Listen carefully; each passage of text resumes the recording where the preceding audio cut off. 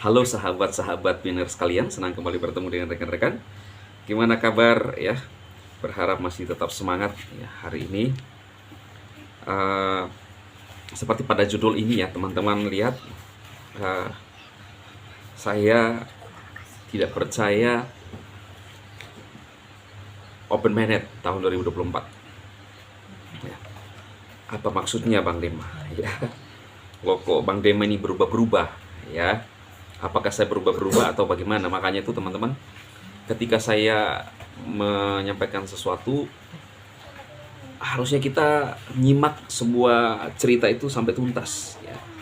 Jangan sepotong-sepotong agar tidak gagal paham. Nah, ini pernyataan bagi para penyinyi ya, saya pakai di thumbnail ini ya. Saya tidak yakin itu kata mereka, apakah kita mau sepakat dengan mereka atau tidak ya. Eh, saya lihat komentar rekan-rekan pionir ya, sembari kita menanti open minded. Jadi sekali lagi teman-teman, bagi para penyinyi itu tidak yakin ya. Maka ini adalah sebenarnya judul daripada penyinyi. Tidak yakin open minded tahun 2024. Ya oke, kamu nggak yakin. Bagi saya tetap punya harapan dan keyakinan ya. Semua orang mengharapkan sesuatu yang terbaik ya. Kalau teman-teman membaca buku-buku orang sukses, semua dimulai dari sini ya. Apa itu maksudnya? Semua dimulai dari mimpi ya. Mustahil orang bisa mencapai sebuah mimpi kalau tidak dimulai dari sini. Karena ketika orang sudah mulai bermimpi, maka dia akan berusaha mencari cara.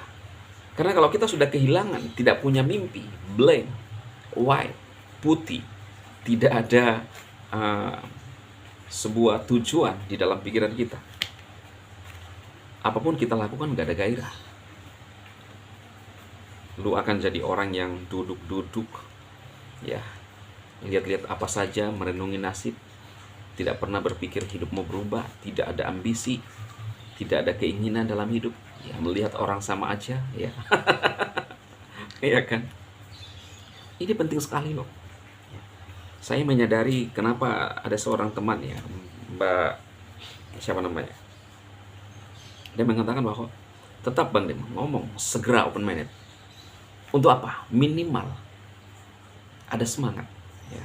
Sama seperti perangkat ya smartphone kita, kalau lowbat ini nggak bisa digunakan ya. Kalau nggak punya kekuatan, powernya itu adalah baterainya, bisa mengakses semuanya. Bayangkan dari baterai kita bisa mengakses, melihat apapun dari YouTube atau bisa mining ya, kekuatan itu hanya karena ada namanya baterai ya. Sama halnya kalau kita nggak punya gairah ya.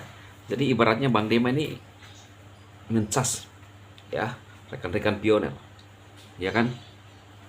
Nah, saya tertarik ya di video saya Bang User MD nih. Kalau bisa Bang Dema bahas pai, jangan isi ngejek yang lain. Nyinyiran jangan dibalas dengan ejekan, biarin saja lah. Kalau gitu kan nggak ada bedanya nanti dengan dia gitu ya. Saya sebenarnya tidak ini ya teman-teman ya, saya nggak membalas, tetapi saya mengajarkan mereka supaya stop nyinyir ya. Saya tidak ada bermaksud untuk nyinyir mereka balik ya kan, tapi karena ini namanya menanggapi mereka ya, mengklarifikasi ya. Apa maksud saya? Saya selalu menginginkan, makanya di channel saya ini sudah agak berkurang orang-orang yang nyinyir. Kenapa? Pasti malu hati ya. Saya bukan orang tipe yang ketika Anda nyinyir di dalam channel saya akan berhenti dan baper kemudian gimana gitu olengnya kepalanya. Enggak. Dan saya akan tetap fokus pada tujuan saya selama itu bagi saya hal yang positif. Karena dalam hidup ini setiap orang punya pilihan.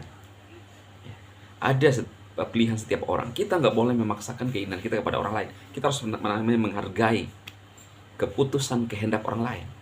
Jangan pernah maksa. Ya. Itu akan terjadi satu hal yang tidak diinginkan kalau Anda memaksa keinginanmu. Termasuk ketika dalam hal mining pun.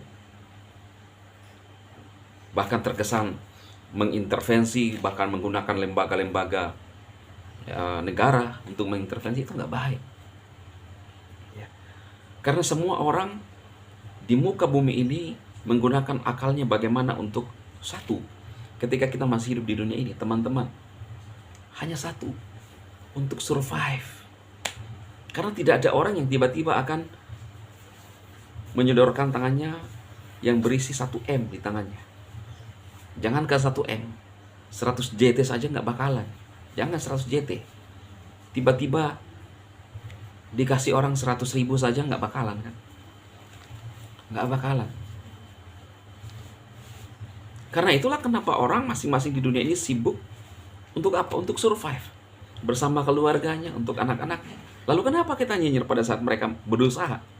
Apalagi sangat kompatibel karena kita masuk dalam era digital, kemudian bergeser, bermigrasi ke Web 3.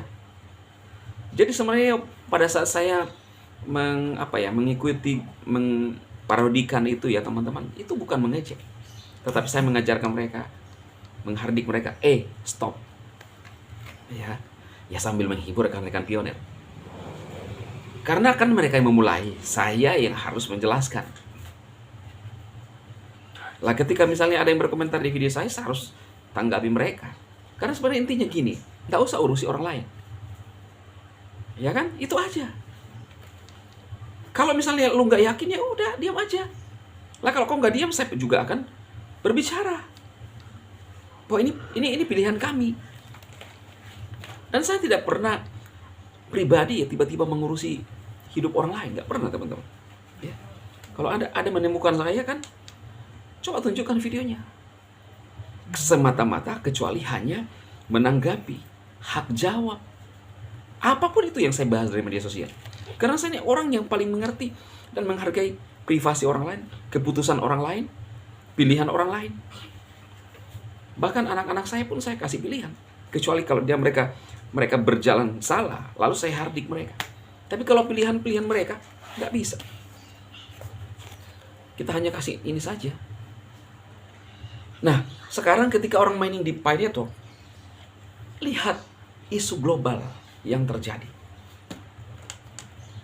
Silahkan tidak percaya. Tetapi Anda tidak bisa meremehkan, lalu kemudian mempengaruhi orang lain untuk berhenti mining. Karena memang eranya. Ada BTC yang memulai. Nah, gitu loh teman-teman ya. Dari Bang Suparno Jetli, salam Pi Network sukses, amin ya. Jempol untuk Bang Dema info terbaru ya. Bang Sarja, terima kasih ya. Pi Network goncang dunia pasti Bang ya. Optimis aja deh, tetap klik petir, semoga terrealisasi. Apa sih salahnya? Benar.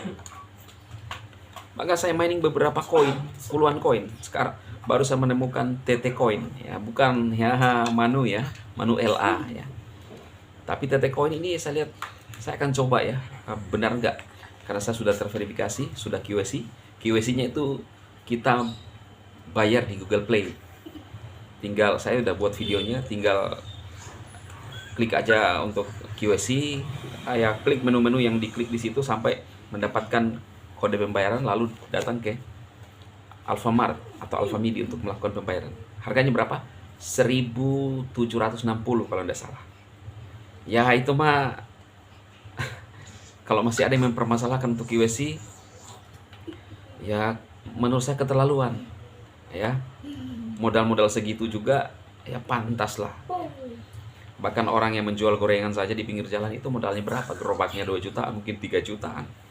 Belum untuk gorengannya, ya belum untuk minyaknya, belum untuk tenaga keluar, bangun subuh-subuh, belum dorong ke pinggir jalan, ya kan? Dengan harapan apa? Harapan itu gorengan laku, ya kan? Ya biarkan aja, itu pilihan orang. Tapi ini kan perbandingan. Itu teman-teman ya.